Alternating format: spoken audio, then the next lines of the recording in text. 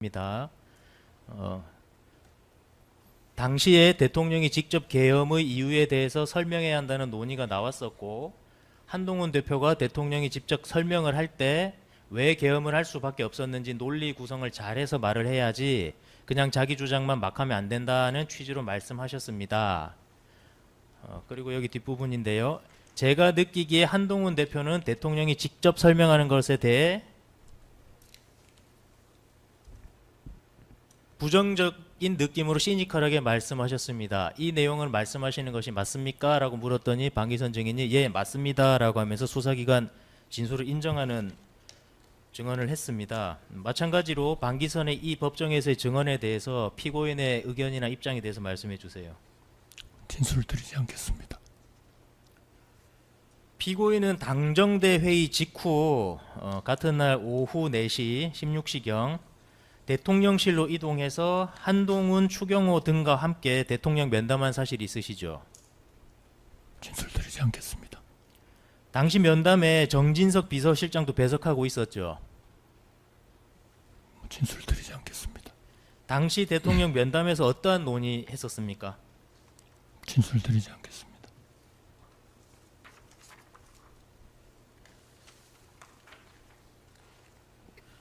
증거 순번 9번 정진석 진술 조서 중 579쪽 14행부터 18행까지 우선 제시하겠습니다.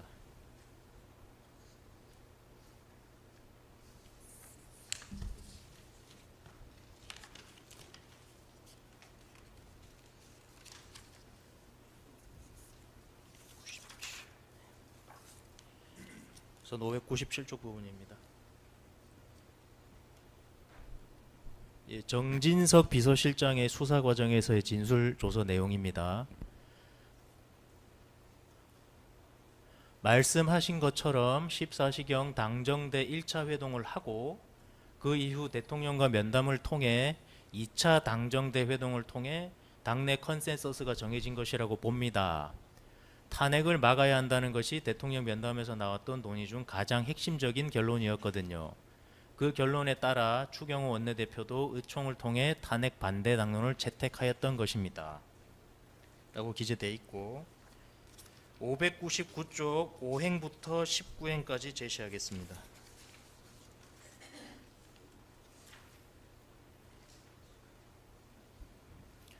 예, 검사의 질문 먼저입니다. 결국 위 당정대 회의에서 논의된 내용을 이후 대통령과의 면담에서 논의하고 대통령도 이를 받아들임으로써 결국 위 당정대 회의에서 논의된 내용들이 대부분 실행된 것으로 보이는데 어떤가요? 정진석 비서실장이 대답합니다. 네, 당정대 회의에서 정해진 당의 제1의 컨센서스는 탄핵을 막아야 한다는 것이었다고 봅니다. 그에 따라 추경호 원내대표도 돌아가서 바로 탄핵 반대를 당론으로 채택되게 하였던 것이고요.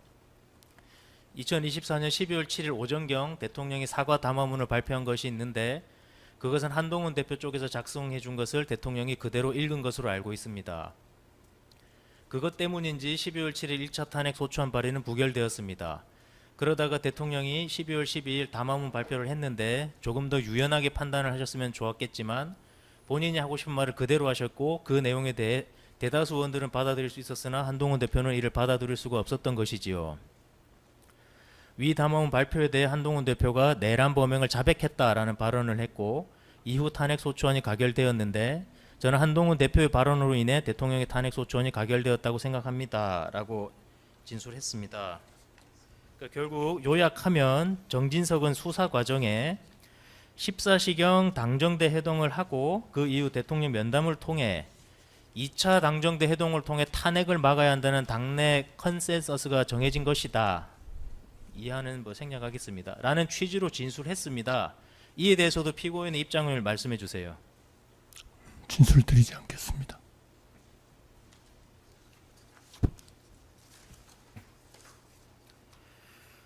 피고 16항입니다. 피고인은 2024년 12월 26일 국회가 조한창, 정계선, 마은혁입니다. 5기입니다. 마은혁에 대한 헌법재판관 선출안을 통과시키기 전에 대국민 담화를 통해서 여야의 합의가 있을 때까지 국회가 선출하는 헌법재판관을 임명하지 않겠다라는 취지의 입장 밝히셨었죠. 임명하지 않겠다는 데 역점이 있는 것이 아니고 여야가 합의를 하면 즉각 임명하겠다는 데 역점이 있는 겁니다. 그동안에 쭉 특검에서도 그 거부를 했다 이렇게 말씀을 하셨습니다만 제가 한 그 진위는 여야 정치인들이 과거에도 훌륭한 일들을 하셨기 때문에 그 훌륭한 타협 능력을 발휘해서 하나의 그 합의를 이룸으로써 국민들이 걱정하고 국민들을 갈등을 초래하고 있는 그러한 내용을 해결하는 그러한 역할을 충분히 하셔야 되고 또 하시지 않으면 안 되는 그러한 그 상황이다라는 말씀을 드리려고 호소를 드린 겁니다. 피고인이 당시 여야의 합의가 없었다고 판단하신 근거는 뭡니까?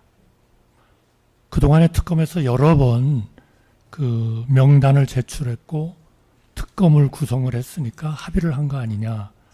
그러나 우리 과거에 예에서 보듯이 이 헌법재판관은 한 번도 여야 간에 투표를 통한 합의를 투표에 참여해서 투표를 통해서 결론을 내지 않은 적이 없었습니다. 최악의 경우에도요. 그리고 대개 사전에 합의를 해서 헌법재판관을 임명했기 때문에 헌법재판관은 정말 국민의 어떤 동의와 존경이 필요한 그러한 그 직책입니다. 그래서 독일 같은 경우에도 3분의 2 이상의 의결을 받아야만 헌법재판관을 임명하도록 되어 있습니다.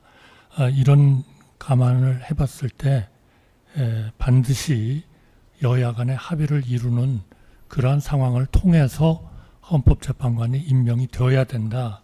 그것이 헌법재판소의 진정한 그러한 기능을 담보할 수 있다. 저는 그렇게 믿었습니다. 추가 질문입니다. 그럼 피고인께서 말씀하시는 여야 합의는 표결을 통해서 부결되더라도 표결을 통해서 결정되면 된다는 말씀입니까? 최악의 경우입니다. 사전에 합의를 하고 좋은 그러한 그 분들이 선출이 되도록 하는 것이 최우선이고요. 만약 그게 안 되더라도 합의에 여러 과정이 있기 때문에 추천도 하고 인사청문회에서 그 인사청문 보고서도 채택하고 그 청문 보고서를 투표를 하고 이러한 것을 통해서 우리 민주적 절차를 해야 된다. 너무 일방이 한 당이 거기에 그 다수를 차지하고 있다 그래서 일방적으로 하는 것은 저는 헌법재판관처럼 우리 국민들의 동의와 존경을 받아야 되는 그러한 그 직책하고는 저는 좀 안 맞다 그렇게 믿었습니다. 이 사건은 국민의힘이 아예 표결에 참여를 안 했는데 그러면 특정 정당이든 특정 여든 야든 특정 정치 세력이 표결에 참여를 안 해버리면은 헌법재판관 임명 선출을 하면 안 된다는 말씀이세요? 특검님께서 그동안에 주장하셨듯이 그러한 그 추천과 이런 것들이 이 합의의 과정이라면 저는 그 투표도 협의를 하고 논의를 하지만 안 되면 최후의 투표를 통해서라도 해결할 수 있도록 그렇게 대화와 협의와 이러한 그 노력을 해야 된다 그렇게 믿습니다. 예, 순번 393, 394, 396, 397, 398, 399 순차로 제시하겠습니다. 헌법재판관 후보자 지명 관련 국회 공문입니다.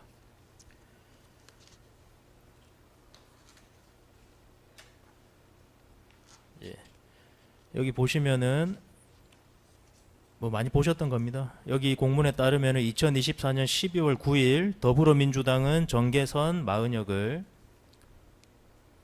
같은 날 국민의힘은 조한창을 헌법재판관 후보자로 추천했습니다.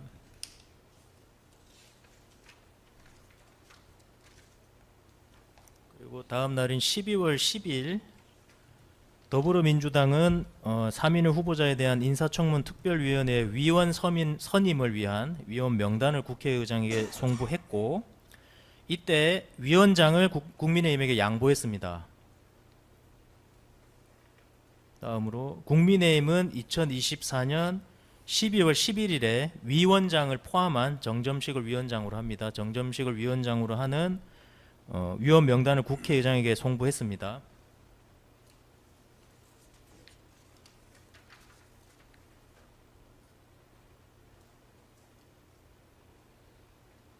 그리고 같은 날 국회의장은 국민의힘의 뜻대로 정점식을 위원장으로 선임하는 등 국민의힘이 주장했던 소속 위원들을 인사청문 특별위원회 위원으로 선임하였습니다. 이런 과정이 있었는데 여야의 합의가 없었다고 판단하신 이유는 뭡니까?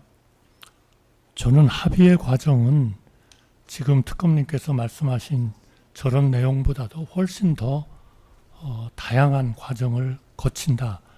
그리고 최종적으로는 그것이 투표로서 결정이 되는 것이다. 저는 이렇게 봅니다. 그래서 저러한 협의 과정, 협상 과정의 중도에서 어떤 일이 있었느냐, 또 우리가 모르는 것이 있었느냐, 이런 것들을 다 알고 있지는 못하지만 기본적으로 정치라는 것의 본질은 어느 일방이 일방적으로 무슨 일을 하기보다는 서로 협의하고 합의하고 그리고 국민들이 안심할 수 있도록 그러한 정치를 하는 것이 옳다. 저는 그렇게 믿고 있습니다. 예, 20방입니다. 피고인이 국회가 선출한 헌법재판관을 임명하지 않은 것은 12월 4일 당정대 회의 이후 형성된 윤석열 탄핵 반대 당론에 따른 것이지요. 저는 그것은 모릅니다. 피고인이 헌법재판관을 임명하지 아니함으로 인해서 윤석열에 대한 탄핵 심판이 정상적으로 진행될 수 없는 상황이라는 사실 잘 알고 있었지요. 임명을 하지 않으려는 생각을 한 번도 해본 적이 없습니다. 그래서 여야가 합의하시면 즉시 헌법재판관을 임명하겠다는 것을 제가 직접 그 담화문에 써 넣습니다. 그러니까 피고인께서 헌법재판관 임명을 보류함으로 인해서 윤석열에 대한 탄핵 심판이 정상적으로 진행될 수 없다는 사실 잘 알고 있으셨죠? 저는 그런 생각을 가지고 있지 않았습니다. 피고인이 아시기에 이미 국회가 3인의 헌법재판관을 선출했는데 이를 취소하거나 번복할 수 있는 절차나 방법이 있습니까? 그러니까 사전적으로 호소를 한 겁니다. 12월 24일 국무회의 모두 발언에서도 정말 훌륭한 정치인들이 대한민국에서 이제까지 해왔듯이 훌륭한 정치인들이 훌륭한 합의를 통해서 국민들의 갈등을 없애는 그런 역할을 해달라 이렇게 요청을 했고요. 예, 그럼 제가 궁금한 게 피고인이 아시기에 이게 선출안이 가결돼 버렸을 때 저도 몰라서 그렇습니다. 이거 취소하거나 번복할 수 있는 방안이 있냐고요. 피고인이 아시기에. 저는 그러한 방법은 여야가 합의를 하려고만 마음을 먹으면 여러 가지 방안이 있을 수 있지 않겠냐. 저는 그렇게 믿고 있습니다. 24망입니다. 국민의힘 권성동 의원은 2024년 12월 16일경 국민의힘 당대표 한동훈이 사퇴를 하면서 국민의힘 당대표직을 대행하게 되었고, 다음 날인 12월 17일경 한독수 권한대행은 대통령 권리 상황이 아니라 직무정지 상황이므로 재판관 임명을 할 수 없다라는 취지의 주장을 해서 언론에 많이 보도됐는데 이런 사실 알고 있으시죠? 언론에 보도된 거는 봤습니다만 논의를 하거나 상의를 한 적은 없습니다. 순번 770번 사건 관계인간 통화 내역 제시하겠습니다.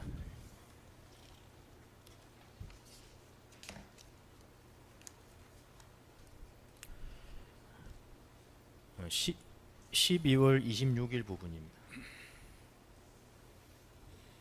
피고인 통화 내역입니다. 여기 보시면 12월 26일 당시 피고인과 국민의힘 비상대책위원장인 권영세 그리고 아까 말씀드린 권성동과의 통화 내역입니다. 피고인이 헌법재판관을 임명을 거부한 날인 2024년 12월 26일 08시 13분부터 12시 04분경까지 권영세, 권성동과의 통화가 많이 집중돼 있는데 그들과 당시 어떤 대화 나누셨습니까? 저는 기억이 나지 않습니다. 대화의 내용에 대해서. 국민의힘 소속 중진 의원인 권영세, 권성동과 통화하면서 당론에 따라 헌법재판관을 임명하지 않기로 모의한 것 아닙니까? 아닙니다. 기억이 나지 않으신다고 말씀하시는데 또 그건 아니라는 게 명확하신 건가요? 그런 것을 논의한 기억이 없습니다. 네, 다음 질문 하시죠. 예, 제가 제시가 잘렸는데 여기 이제 직전인 오후 12시와 12시 02분에도 통화한 내용입니다. 26항입니다. 피고인이 여야의 합의가 있을 때까지 헌법재판관 임명하지 않겠다는 입장 밝히게 된 배경하고 그 의사 결정 과정에 대해서 말씀 좀 해주세요. 12월 24일 날 국무회의 모두 발언에서 얘기한 것도 여야가 정말 합의를 이루어 달라 하는 그러한 그 정치인들의 이름까지 거명해 가면서 호소를 했고요. 12월 26일은 아마 아침에 그 오후에 그 청문 보고서가 채택이 되면 즉각 임명하지 않으면 탄핵을 하겠다라는 그러한 얘기가 나왔던 것 같습니다. 그래서 다시 한번 그 우리 정치권에 투표를 앞두고 호소를 하는 그러한 그 이유로 한 것입니다. 당시 대통령 비서실장 정진석, 민정수석 김주현 또는 법제처장 이완규와 헌법재판관 임명 여부 관련 사항 상의하신 사실이 있습니까? 이러한 그 구체적인 사안을 놓고 얘기한 적은 없습니다. 그러니까 헌법재판관 임명 관련해서 제가 말씀드린 분들이랑 상의하신 적 있습니까? 일반적인 이론적인 것에 대해서는 아마 법제처나 이런 여러분들의 의견을 들었을 것 같지만 이 세 분에 대해서 어떻게 하느냐 하는 것을 논의한 것은 없습니다. 그것은 저의 결정입니다. 네, 순번 770번 사건 관계인간 통화 목록 다시 제시하겠습니다.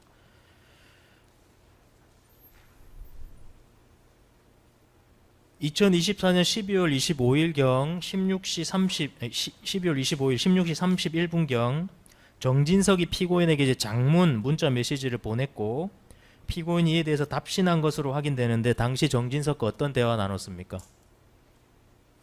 글쎄요, 기억이 나지 않습니다.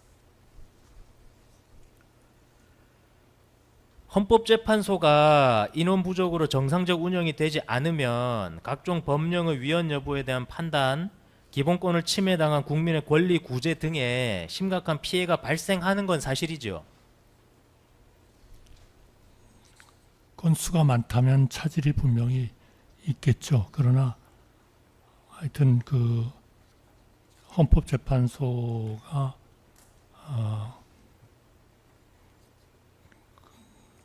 효력 정지 가처분인가요? 뭐 이런 걸 통해서 일단 심의는 할 수 있도록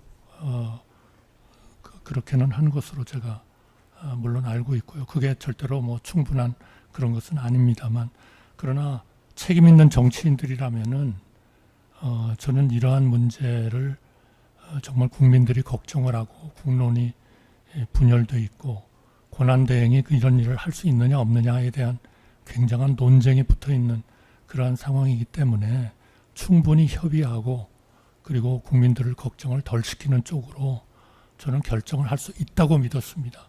그렇기 때문에 담화문에도 합의하면 즉각 임명하겠다는 걸 얘기했고 저는 임명을 하지 않을 생각이 추호도 없었습니다. 예, 30방 생략하겠습니다. 피고인은 12월 26일 오후에 담화문 발표하실 때 국회에서 후보자 3명에 대한 임명 동의안이 당연히 가결될 것으로 예상하고 있으셨죠? 저는 합의도 극적으로 될 수 있지 않냐 그런 생각도 했었던 거는 솔직하게 말씀드리겠습니다.